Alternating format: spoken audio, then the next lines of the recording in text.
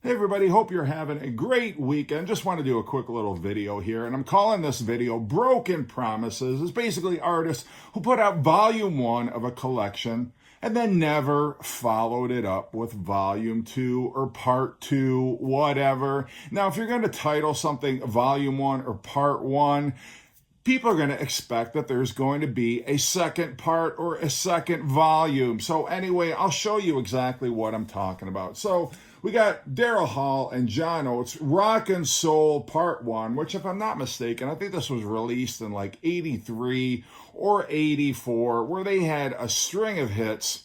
They were one of the biggest selling acts of the early 1980s, and very presumptuously, I would say, they called their first Greatest Hits collection Part 1.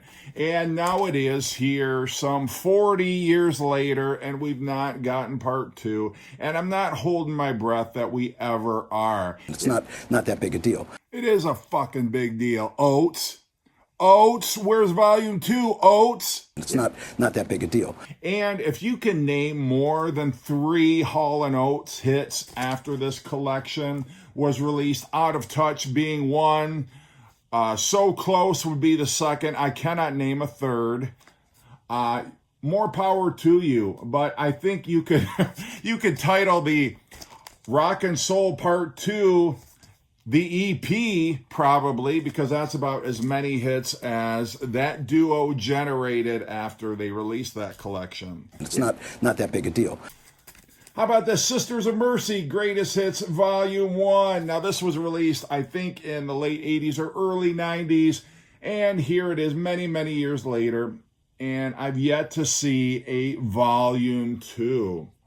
So, what's up, Sisters of Mercy? Now, I know they had a falling out with their record label and refused to put out any more material. But come on, you made a promise to us that there were going to be at least two volumes of this Greatest Hit series. And so far, nothing. Van Halen, what's your problem? Volume 1. Don't tell me you couldn't fit at least another full volume of hits onto another album or CD. What do we got on here? We got, okay, what do we not have on here? Maybe more to the point. There's no Hot for Teacher on here. There's no Beautiful Girls on here. Okay, so there's definitely enough material that you could fill a second volume of Greatest Hits. And don't say, well, Eddie died, so everything got thrown out the window. No, he had ample opportunity in his lifetime to put out Volume 2. So I don't know who this falls to now, Alex or maybe his fat kid. I don't know. Whoever it is. It's very humbling. It's an honor to be. I can't think of his name. Wolfgang Van Halen.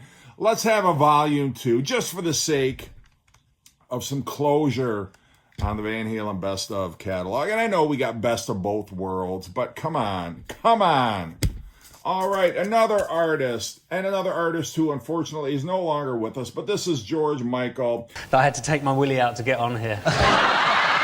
Listen Without Prejudice, Volume 1, and I had the cassette out because here it is. Yeah, on here, it clearly says I had to take my willy out to get on here. Volume 1 on here. Did we ever get a Volume 2? No. I don't know if it was in the works. And this is another. George Michael had a falling out with his record label as well. I had to take my willy out to get on here. So we never got Listen Without Prejudice Volume 2. I don't know on this spine because the writing's too small. I don't know if they just are erasing the Volume 1 from all future pressings. I had to take my willy out to get on here.